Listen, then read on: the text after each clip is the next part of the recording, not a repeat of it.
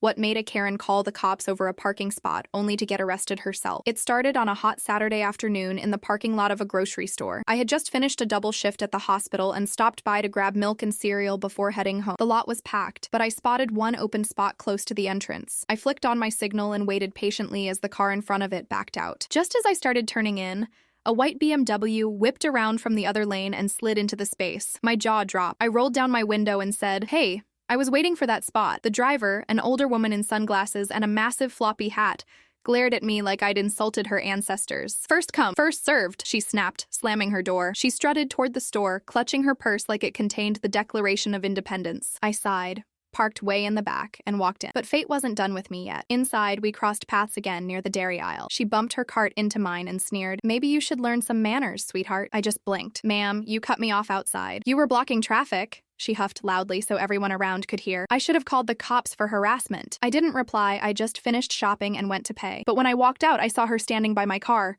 phone in hand, pacing like a security guard on caffeine. As soon as she saw me, she yelled, "There she is! That's the woman who threatened me." I froze. "What?" She pointed dramatically. She screamed at me in the parking lot and tried to hit my car. A few bystanders looked over, confused. I opened my mouth to speak, but then I noticed something. She was standing behind my car. My dash cam light was blinking red. I quietly unlocked it and said, "Officer, I think my camera might have recorded everything." Apparently, she had called the police. Within minutes, a patrol car rolled in. The officer approached, calm and polite. "Ma'am, can you explain what happened?" Karen immediately went off like a siren. "This woman threatened me. She tried to attack me over a parking space." The officer looked at me and I just handed him my phone. "You might want to check this footage." He played the video clear as day. It showed her speeding into the spot, yelling at me, then bumping my cart in the store. But the best part? It also caught her keying my car while I was inside shopping. Yep, full angle, timestamp, and all. The officer raised an eyebrow. "Ma'am, is that you damaging her vehicle?" Karen's face went pale. That could be anyone." He paused the video, zoomed in, and said flatly, "License plate matches your BMW." She started stammering about how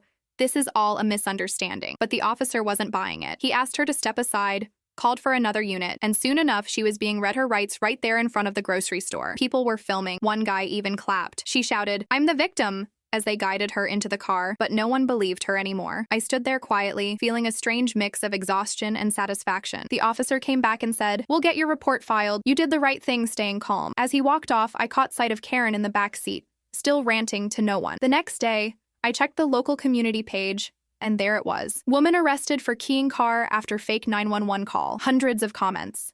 People recognized her instantly. Turns out she'd done this before to delivery drivers, teens, and even an elderly man. She wasn't just a Karen, she was a serial troublemaker who finally met her match. And me? I just smiled, poured my cereal, and thought, sometimes karma doesn't need a plan, it just needs a parking spot.